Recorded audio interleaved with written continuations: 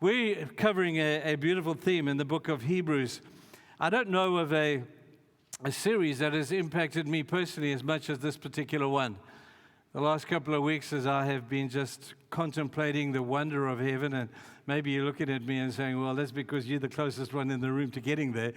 But the wonder of heaven, man, is just totally blowing me away. The beauty, the glory of what God has got prepared for us. And the fact that right down here, right now, what we do down here determines how we spend the rest of eternity. So we need to make sure, people, that we spend this time on this planet Earth really well, so that eternity is a long time, will be completely, forever, everlasting, no ending, blessed of God. So take this seriously today. Hebrews 11 is where we find ourselves, and we're talking about better things. We've spoken about Jesus being better than a whole lot of things. We've spoken about a better sacrifice, a better covenant. We've spoken about so many better things, because God always has something better for us. And He never just deprives us of something without giving us something better. So I want to continue on this theme today.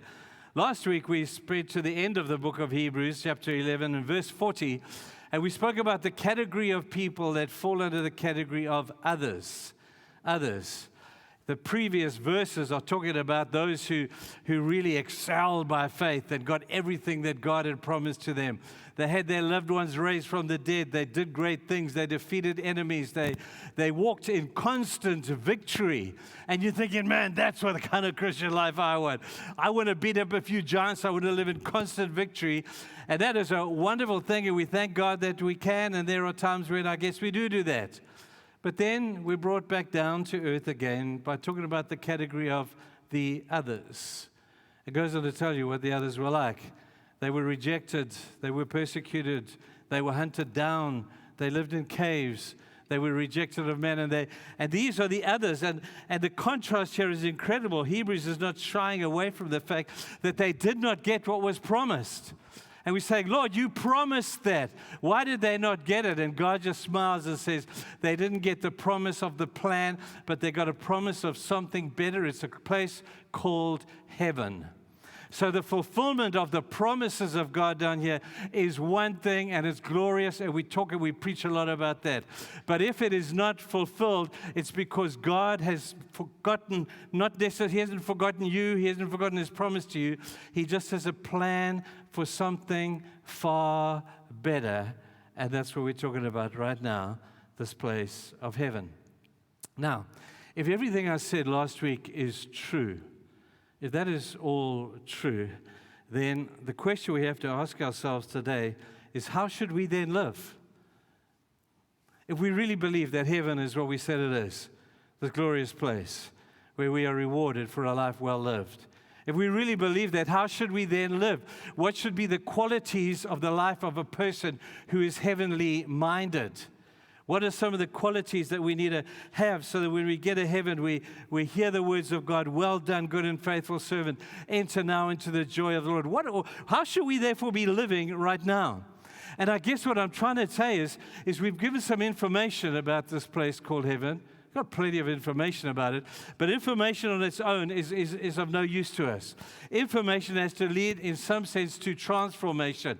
And the information we're sharing about heaven is with that transformation of who you should be down on earth in mind. And so we want to talk about what heaven looks like, who's going to be there, what it's going to be. It's going to be awesome. And now I'm going to say, well, if that is true, how can I reflect that in the way that I live down here? And that's what I would like to refer to today. Now, in order for us to do that, I want to kind of begin at the end. Every one of us at some stage is going to face this thing called death. Unless Jesus comes before we die, we're all going to have that day when we will pass from this life to the next. And we spoke last week about deathbed talk. Deathbed talk is so significant because on your deathbed, you're talking about the things that really matter. You don't worry about the superficial stuff of the world. You don't worry about politics. You don't worry about sports. You don't worry about any of that, because those things on your deathbed mean nothing. It's all about meaningful meaningful talk. And because I get to do what I do, and I've sat at the deathbed of so many people, I've watched the power and the beauty of significant deathbed talk. I've had some deathbed talk experiences where I've watched that I've been really disappointed with. They talk about business. You don't want to talk about business on your deathbed. I want to do that. There are far more meaningful things to be. I guess in a sense, what you say on your deathbed will often reflect the quality of your life. Because the quality of your life is the things that you want to talk about before you leave this life. We call it a legacy. In verse 4 of Hebrews 11, it talks about the fact that our lives will continue to speak long after we are gone. Long after they put you in the grave, your life will continue to speak even though you are no longer here. That's what it says. Some people's lives are going to speak for terrible stuff. They will leave an awful legacy behind, and some people are not going to have too many people that will grieve at their departure. But there are others who have a great legacy, who leave behind them something that we want to hold up high, something we want to talk to our kids about, something that we want to live according to the values and the standards of those particular people. They leave a great legacy. And on a deathbed, you can often see the quality of somebody's life by listening to this deathbed talk. Final last words. Or we could call it famous last words. Because there are some people who have left us great legacies, and their final words have been really significant. I remember having a contrast of experience when I was a youth pastor at Margate. And one afternoon the phone rang, and there was some people from Bloemfontein. And they asked if I would visit a loved one who was dying in the hospital. So I said, yeah, no, that's cool. I'll go around to the hospital. And I got their name and time and all that, and I was about to go. And just as I was about to leave, the call came through, and it was another family. This one was coming from the Village of Happiness. And the Village of Happiness said, hey, listen, there's this couple who came down yesterday from Johannesburg. They were moving down here to retire down here. He had a heart attack last night. He's been here one day. And he's lying critically ill. We don't think he's going to make it. Would you visit this person? So I said, that's cool. I'm going there anyway. So I went to the hospital, and the craziest thing was that these two people were in rooms right next door to each other. And here's the difference between the two rooms. I walked into the first room. This is a lady from Bloemfontein, and the family was standing around the bed, and she lifted her eyes and she stared at me. And the look on her face changed from one of confusion to one of anger. And she said to everybody, who's that? And she pointed at me. I'm thinking, So I said, well, I'm the pastor from the local church down the road here, and your family came, and a lot of the family was standing around. They said, Mom, don't worry. We asked him to come and just pray with you. And she began to swear at me. I cannot repeat the language in here of what she actually said to me. Tell that bleep person, get out of here. I never want to see him. Tell him to go to hell. Anyway, I'm standing there, and the family are so embarrassed. So they usher me out, and they apologize to me as I stand at the door. And I'm like, what do I do now? Now, nervously, I have to walk into the next room. I walk into the next room, and there was a total opposite.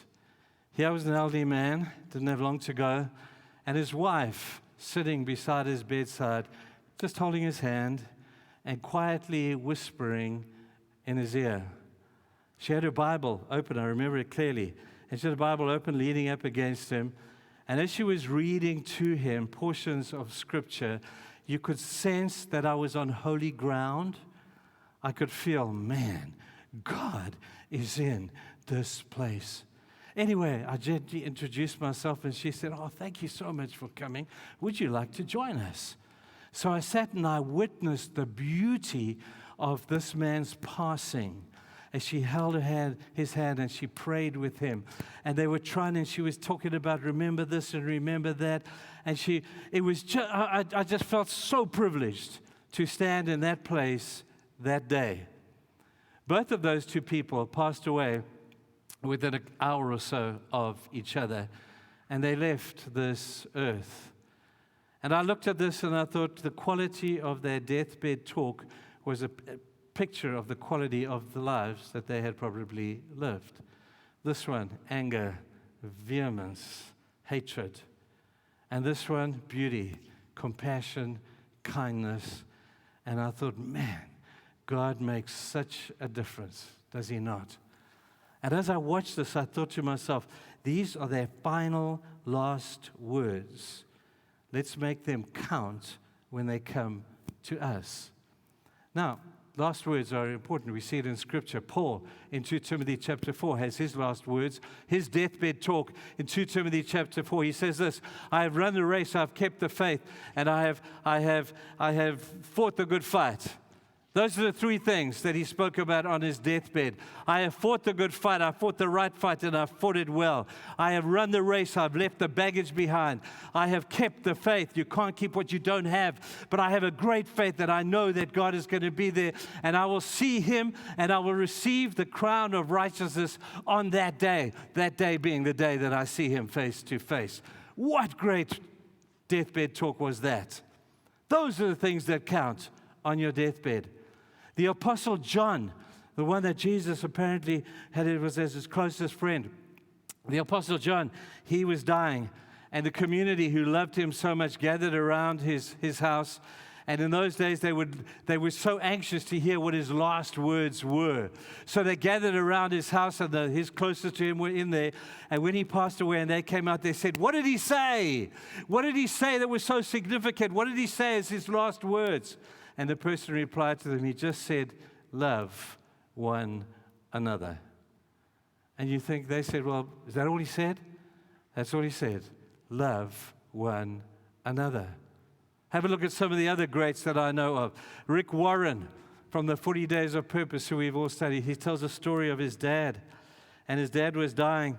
And his dad was lying on the bed, but he was in a semi-comatose state. But every now and then he would cry out, one more, one more, one more. And the family were confused. One more what?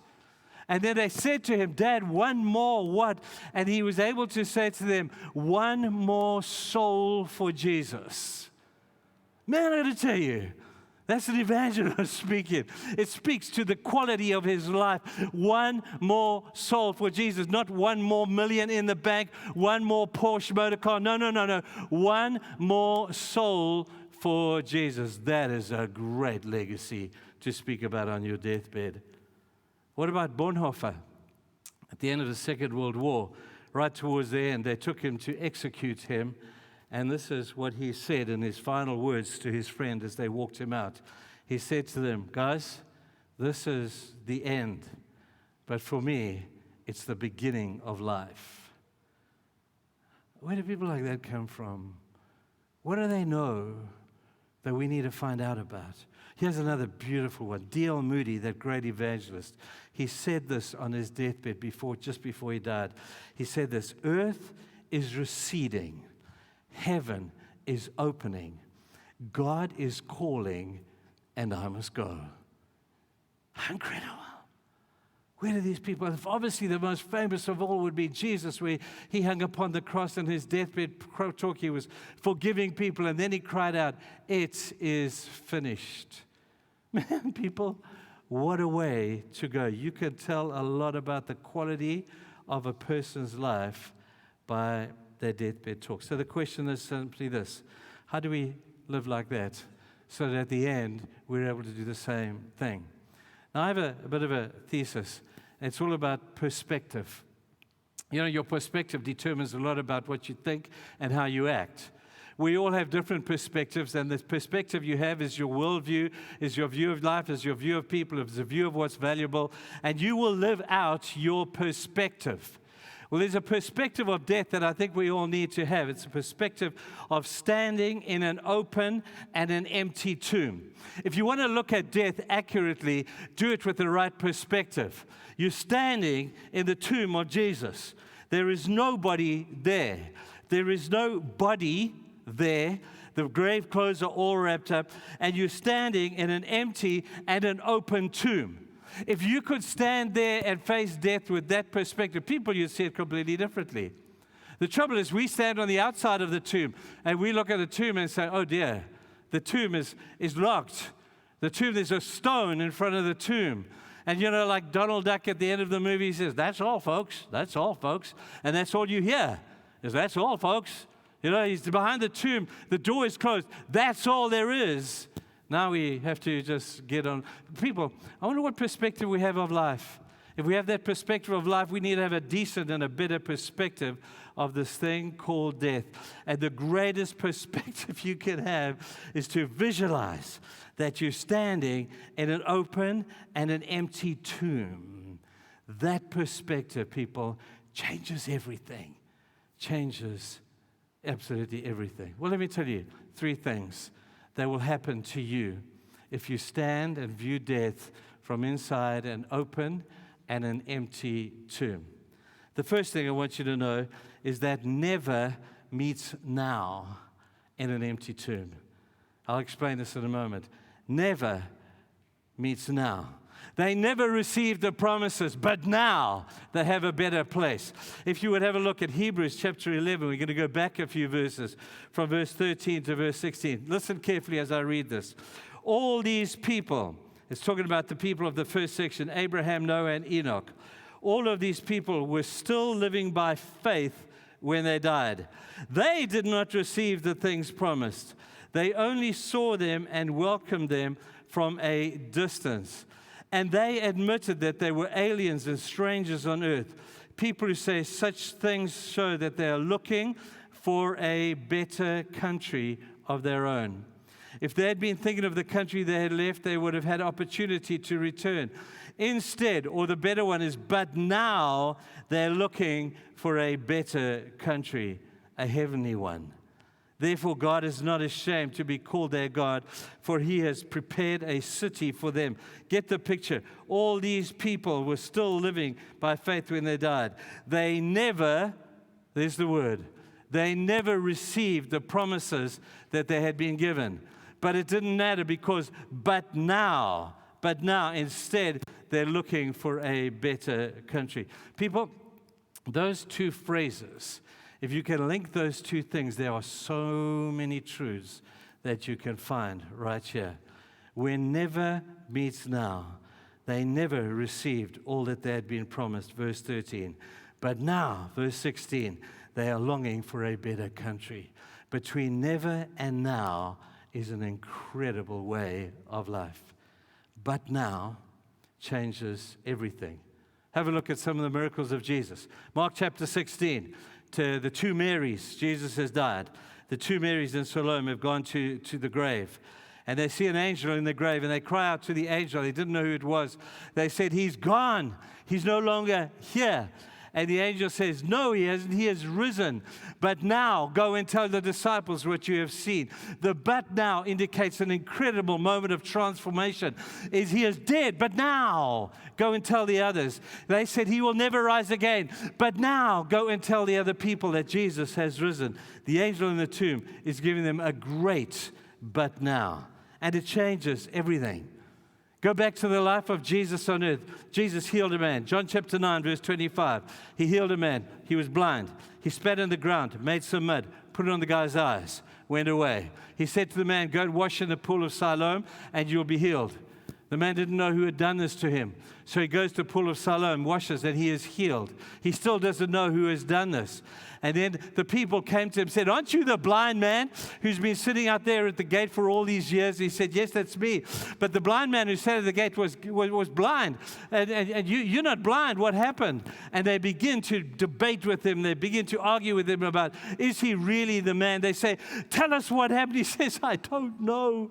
All I know is that once I was blind and I would never see, but now I'm able to see. I once was blind, but now I see. John chapter 11, Jesus called Lazarus out of a grave. Previously, he had met with the sisters, and they were angry with Jesus and said, Jesus, you never arrived. You never arrived on time. But Jesus turns around and says, but now you will see the glory of God, because I'm going to raise that guy from the dead. Where never meets but now, that could change your life. I'll never get over my loss of my loved one. That's what people are saying. I'm never going to be the same again. I will never have hope again. I'll never trust God again. I'll never be normal again. That's what people are saying at the moment of their crisis. But for them, I say to you, but now, I got to tell you, when you stand in an empty tomb that is open, but now you will begin to see that hope can be restored. But now, when you stand in an empty and an open tomb, all of a sudden you'll begin to understand what it means to have a heavenly perspective. You'll begin to understand what it really means to trust God. And but now, I'm going to tell you, people, if that's where you are, you will be fine. You will be normal again. I remember this, I tell you, people, the empty tomb declares to all of you who say never, but now. Wait for the but now. But there is a beautiful aspect to never that applies to the but now. You do know that God will never leave you. God will never forsake you. There's no valley that He will not walk through with you. There's no sin He cannot forgive. There is absolutely no mistake that you make that He can't redeem. Because of the but now, He is never going to do that. For a moment, think with me. Think of us as a church.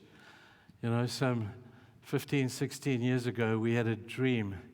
We had a vision that God implanted into the minds of our leaders of this sanctuary.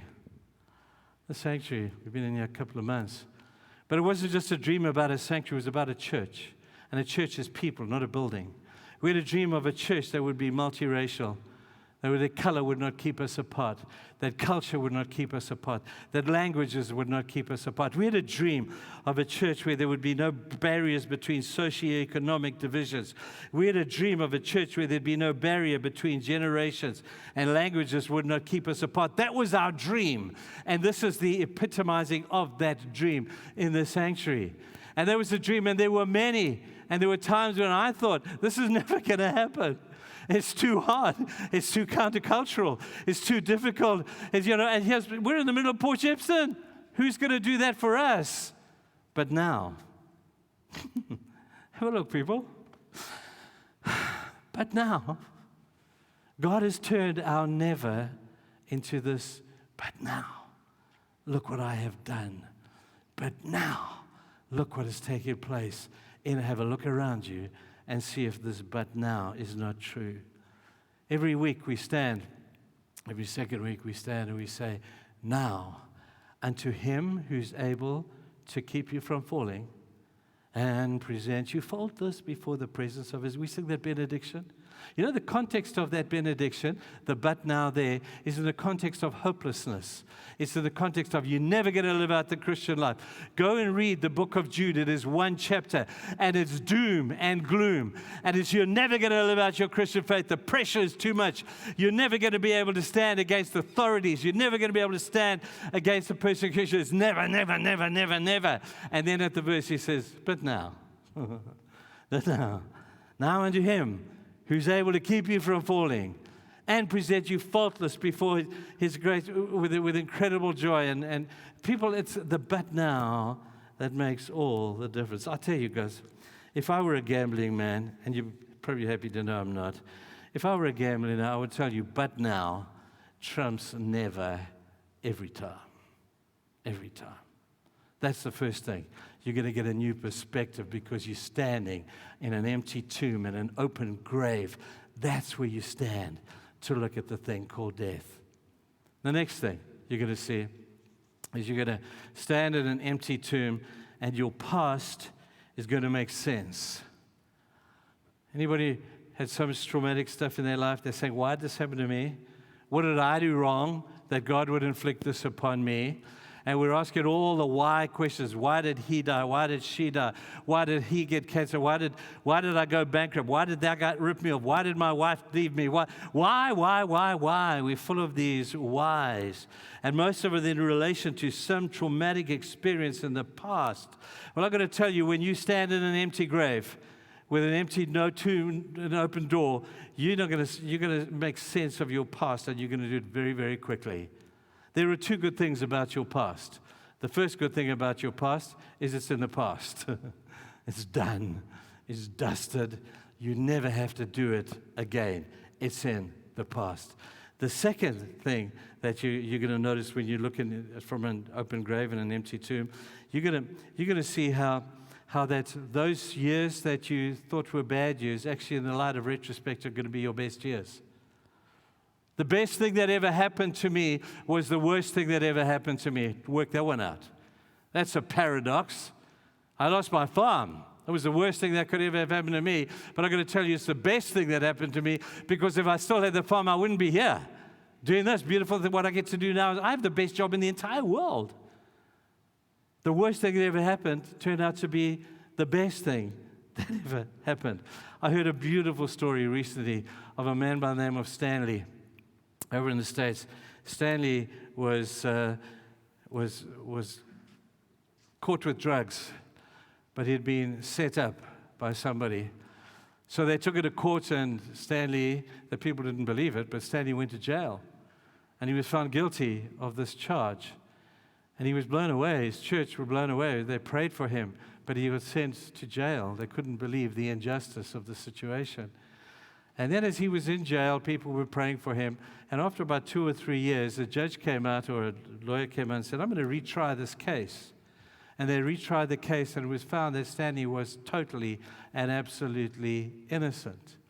So he got to the church, and everybody said, Stanley, that must have been a terrible thing that happened to you. How did you feel about the injustice and the fact that you wasted 2 or 3 years sitting there in a dark, dank prison? How do you feel about 2 years being taken away from your life, that you couldn't spend time with your family and your kids? How do you feel about it? And what he said? He said, hey, guys, wasn't that bad? It wasn't that bad.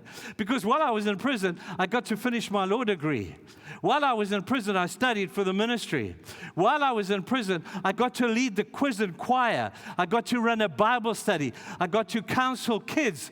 And I got to, as he came out of prison, he started this great ministry to prisoners in prison. And you're going to say, what was the worst thing that ever happened to Stanley? It was the injustice of the trial. Then I'll ask you, what was the best thing that ever happened to Stanley? It was the injustice of suffering the trial.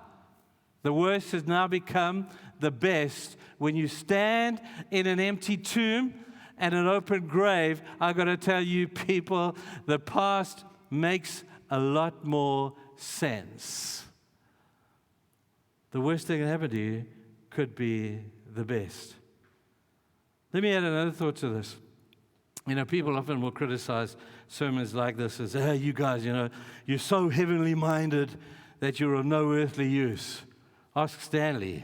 He's now the pastor of a church in the States, and he's leading people to Jesus. He's so heavenly minded. He thinks about it, speaks about it, sings about it, talks about it, preaches about it continually. And look what he's doing down here on earth.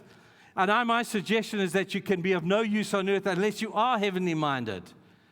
So when we hear people say, you're so heavenly minded, you're of no earthly use, I think the opposite, in fact, is what is true.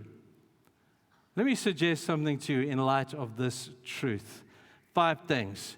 You teenagers down here, listen carefully. Have you got to get this? Us old bullies, it might be too late for us. I hope not, though. There are 5 things. If you ever get a tattoo, this has got to be it. Okay, there's a tattoo guy at the door when you go. I want these 5 things tattooed on you. It says this. First thing, I will never waste my pain. These are nevers. Never waste your pain, because your pain, what you've been through, is going to give to you the greatest opportunity for your ministry. Your greatest ministry is going to come from your greatest pain. So please, in your future, don't waste your pain. The second thing you're going to tattoo on yourselves is you're going to say, I will never let my failures define me. Success is overrated. I'm telling you. We learn more from our failures than we do from our successes, and we're so obsessed with success, man, to the point of distraction. If we don't succeed, our self-esteem down. We learn more from our failures. So never, guys, let your failure define you. Never, number 3, let people confine you. Be careful who you hang out with, you guys, and you older people, because who you hang out will determine a lot about who you hang out with is going to determine a lot about what you become. So when you hang around with small-minded people and you hang around with people who are always saying, you'll never do it, and all that never stuff, don't hang out with them. Don't be ugly to them, throw stones at them, or call them names, but just don't hang out with those people. Don't hang out with people that will confine you. Number 4, never fall into self-pity. Self-pity. Yeah, it's a killer, man. Where everybody else is always to blame. Well, it's not my fault. It's always somebody else's fault. You know, it's my parents' fault, my teacher's fault. Guys, so be like Joseph. Joseph in the Bible, the book of Genesis, last number of chapters. Here's a man who suffered terrible injustices, yet he never fell into self-pity. What a great answer. And then here's the last one. Now, there's 4 nevers and a now. Now, after you've done all those things, contend for a mission bigger than you. We should all be working toward a bigger mission. We should all be serving towards something that is greater than ourselves. That's why I love the church. Because Jesus has said, thy kingdom come on earth as it is in heaven. There's the mandate. It doesn't get bigger than this. The contending for the kingdom of heaven so that it comes on earth. Guys, you've got to find something bigger than you to contend for, which means I'll lay down my life for it. I will sacrifice it because that's what gives me meaning and purpose at the end of the day. So you now know what to put on your tattoos. Please don't tell your parents I told you to do that. Okay, all right. The third thing, when you're standing in an empty and an open tomb, you'll find it very easy to be thankful. To be thankful. You say, is that simple? Yep, that's it. Dallas Willard, Deathbed Talk. Dallas Willard is a hero of the recent faith, and he's a man that everybody just looked up to. His last words as he lay dying early one morning, his son was sitting with him. He'd been up for most of the night. He'd had a sleep. And before he slept, he said to his son, he said, I don't think I'm going to wake up from this sleep. And the son said, probably not, Dad, but that's okay. And with that, he put his head back onto the pillow. His last words were just, thank you. Who's he talking to? I wonder if he's talking to God. Maybe he's talking to his son. We don't know. But what a way to end. What a full stop to put at the end of your sentence that is your life. Thank you. I leave this world grateful for all this thing. Now, this thank you thing is an incredible thing because there are 3 dimensions to thank you. There is a thank you that we need to offer to God for what God has done for us. Sadly, when Jesus was on the earth, not many people said thank you to him. Read the Gospels, you'll see. There was one leper that came back out of 10 that came and said to Jesus, thank you. That's cool. And then there was the sinful lady who came in and poured ointment. What a beautiful memory of saying thank you to Jesus. And there will be evidence of your gratitude to Jesus by you being grateful enough to do something good for somebody else. You want to know if you're grateful to Jesus? Ask yourself the question, what am I doing for others? One day, David the king is sitting on his throne, and he calls his servant. And he says, hey, servant, tell me, is there anybody left of the household Saul that I can do something good for? And the servant said, why would you want to do that? You're the king. And David's sitting upon his throne. He says, no. He says, even God has blessed me so much. God has been so good to me. He's been so kind to me. And I thank him for it. And I want to reflect my thankfulness to him by being good to somebody else. Oh, he says, okay, I'll go and find out. He comes back with a story of a young man called Methuselah. Not Methuselah, a young man called, what was his name? Was it Mephibosheth? That's right, not Methuselah. Mephibosheth. He comes back and says, this young guy, he's a cripple. You don't need him. We'll just kill him. David says, bring him in. And they brought Mephibosheth in, and David restored him to sitting at his right hand at the table, place of highest honor. He gave to Mephibosheth all that his grandfather Saul had owned. He was so grateful to God that it was reflected in his graciousness toward others. That's the first dynamic of thankfulness. I hope you live that. You'll know you're living gratitude to God when you're able to do something good for somebody else. Just spontaneously do it. The second aspect of thank you is to one another. I've got to tell you, I stand before you today speaking from an empty and an open tomb. I am a very thankful man. I'm thankful for a whole bunch of things. Bear with me for a moment. I'm thankful for my wife, Helene. Whew.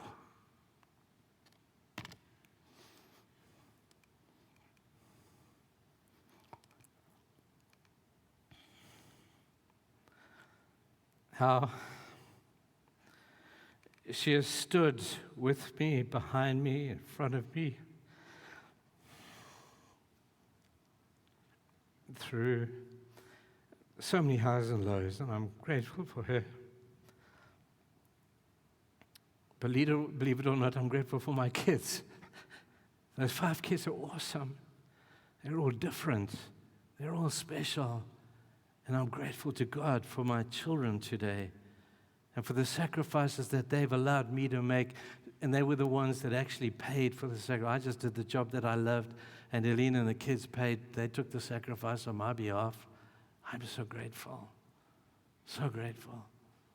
I'm grateful for my kids-in-law, probably most of all because they married my kids. That's a good thing for them to have done. I'm grateful. I'm grateful for friends, man. We have some great friends. I'm grateful to the core committee of this church. I remember the night I sat in Brian and Doreen Hanson's house, and I was 35 years old then. And I sat there, and they were looking for a pastor for this church. And I remember coming back from that core committee meeting to Helene. He said, "How did it go?" I said, "Well, I've got to tell you, I like them more than I think they liked me." And yet they gave me an offer. Clive came to where I was, and he said, "Trevor, we want to ask if you want to be our pastor." And I'm thinking, man, me? What do I know about being a pastor? And I said, "I'd love to do that. Thank you.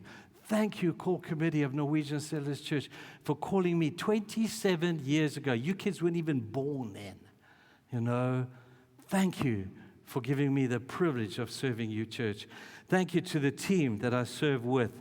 Thanks to the pastors and the ministry leaders and the volunteers and the administrators and all these amazing people at church and at Genesis who serve alongside me. And I'm so grateful for each one of you today. I'm so grateful for the partners that we have around the world. We have a great project called Genesis. I hope you know that. We wouldn't be able to do this if we didn't have them. They genuinely love us. I don't know why. I don't know why they genuinely love the people here in Africa like they do. And they over there love those people in Africa through us. I'm so grateful that we're able to do that because of them. Gratitude is a big deal. Can I just share a quick story, and then I've asked the team just to sing a song for you. I remember one night, it was late one night, and I was doing my sermon. It must have been close to midnight, and I was wrapping up my sermon, and I became totally overwhelmed with a sense of gratitude to God that I'm a believer. So I thought, I'm grateful to God, but who do I say thank you to for that? Now, let me tell you my story. When I was about 12 or 13 years old, I went to an evangelistic crusade. That's how we did stuff in those days. Up in Masvingo, Fort Victoria, up in the old Rhodesia. And I went to this crusade with a friend of mine who invited me to come because he was forced to invite somebody to come to this thing. His parents were Christian. They said to him, "You need to bring a friend tonight." So he phones me and says, "Please just do me a favor. Will you come with me?" So I went to him that night, and I listened to a man by the name of Richard Green preach a sermon. And at the end of that sermon, at the age of 13 or 12 years old, I just knew that I had to respond to the call of Christ. And I went forward that night, and I gave my life to Jesus. Every day since I have lived from 12 years old has been affected by the decision I made at that age, back then. One night, I'm so overwhelmed with this, I wake Candace up. This is some time back, and I said, "Candy, please help me. Can you get on that Google thing?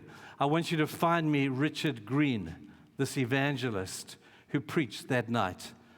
And so she gets on the Google thing, and she finds Richard Green in America. Now, it's 12 o'clock at night now. She just wants to go back to bed. So she gives me the phone number. So I come to the office, and I phone the number. He didn't answer. So I waited for an hour. It's now 1 o'clock in the morning, and I phoned it again. For goodness sake, people, Richard Green answers the phone.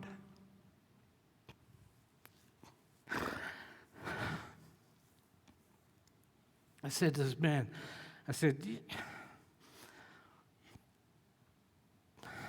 sir, you don't even know me, but I went to a meeting that you preached at when I was 12 years old. That sermon changed my life. And I just want to say thanks. There's silence on the phone. He says, no one's ever done that to me before. No one has ever phoned me. The guy's now in his 80s. He's now in his 80s. He says, no one has ever done that to me before. Well, I said, I don't know. I don't worry about that, but I just want you to know how grateful I am for your faithfulness to God, for your faithfulness to the Word of God. And I am doing what I'm doing now, which I didn't explain to him, because of what you did back then.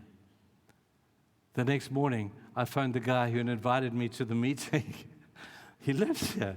We looked on a Google thing again, and we found him. And I phoned him. And I said, hey, Ive, you remember me? And he said, oh, man, hey, how's it going? You know, we had this big chat. And he said, but why are you phoning me? And I said, well, I just want to say thank you. He says, what for? I haven't seen you for 30 years. I said, I just want to thank you for inviting me to that meeting that night. He said, are you still walking with Jesus? And I said, yep, I am. And he said, well, so am I.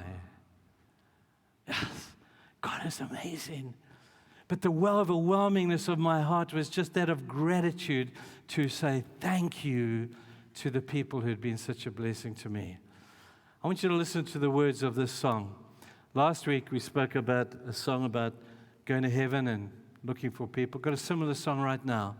Won't you just listen? And then I'll close. Thank you, guys. Dreamed I went to heaven. You were there with me. We walked upon the streets of gold beside the crystal sea. We heard the angels singing. Then someone called your name. You turned and saw this young man, and he was crying as he came. And he said, friend, you may not know me now. Then he said, but wait, you used to teach my Sunday school when I was only 8. And every week you'd say a prayer before the class would start. And one day when you said that prayer, I asked Jesus in my heart. Thank you for giving to the Lord, 'cause I am a life that was changed. Thank you for giving to the Lord. I am so glad you gave. Then another man stood before you. He said, remember the time a missionary came to your church. His pictures made you cry. You didn't have much money, but you gave it anyway. Well, Jesus took that gift you gave, and that's why I'm in heaven today. Thank you for giving to the Lord, 'cause I am a life that was changed. Thank you for giving to the Lord. I am so glad you gave. One by one they came, as far as the eye could see. Each life was touched somehow by your generosity. The little things that you had done, the sacrifices that you made, unnoticed here on earth, in heaven now proclaimed. I know up in heaven you're not supposed to cry, but I am almost sure there were tears in your eyes as Jesus took your hand. You stood before the Lord. He said, my child, look around you. Great is your reward. Thank you for giving to the Lord, 'cause I am the life that was changed. Thank you for giving to the Lord. I am so glad you gave. I am so glad you gave.